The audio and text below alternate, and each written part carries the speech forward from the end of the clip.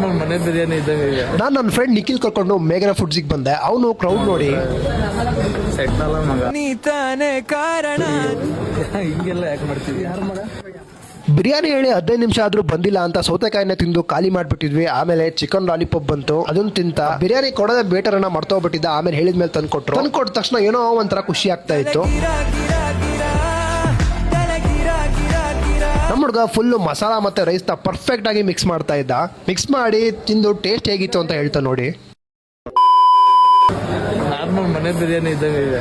ಆಗ ವೇಟರ್ ಅಣ್ಣ ಸೌತೆಕಾಯಿನ 3 ಸಲ ತಂದ್ಕೊಟ್ರು. ಪಾಪ ಅಣ್ಣಂಗೆ ಒಂದು ದೊಡ್ಡ ಧನ್ಯವಾದಗಳು. ಅಲ್ಲಿ ಬಿರಿಯಾನಿ ತಿನ್ಕೊಂಡು ಕೂಲ್ ಜಾಯಿಂಟಿಗೆ ಬಂದು ಕೂಲ್ ಆಗಿ ಜ್ಯೂಸ್ ಕುಡಿದು ಮನೆಗೆ ಹೋಗ್ಬೇಕು ಅನ್ನೋ ಅಷ್ಟರಲ್ಲಿ ಮಳೆ ಬರೋಕ್ ಸ್ಟಾರ್ಟ್ ಆಯ್ತು. ಮಳೆ ಬಂತು ಹೆಂಗ್ ಬಂತು ಅಂದ್ರೆ ರೋಡ್ ಎಲ್ಲ ಫುಲ್ ಕೆರೆ ಆದಂಗ ಆಯ್ತು.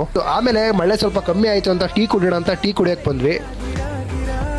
ಟೀ ಅಣ್ಣನ ಹತ್ರ ಟೀ ತಗೊಂಡು ಬಿಸಿ ಟೀ ಕುಡ್ಕೊಂಡು ಮನೆಗೆ ಹೋದೆ. ಆಮೇಲೆ 3 ದಿನ ಬೆಡ್ ಇಂದ ಎದ್ದೆ ಎಲ್ಲ ಫುಲ್ ಜ್ವರ ಬಂದ್ಬಿಟ್ಟಿತ್ತು. ಇಲ್ಲಿವರೆಗೂ ನೋಡಿದಿರ ಅಂದ್ರೆ ನನ್ನ ವಿಡಿಯೋ ಇಷ್ಟ ಆಗಿದೆ ಅನ್ಕೊಂತೀನಿ. ಫಾಲೋ ಮಾಡಿಲ್ಲ ಅಂದ್ರೆ ಏನ್ರಿ ಇದನ್ನ ಫಾಲೋ ಮಾಡೋದನ್ನ ಮರಿಬೇಡಿ.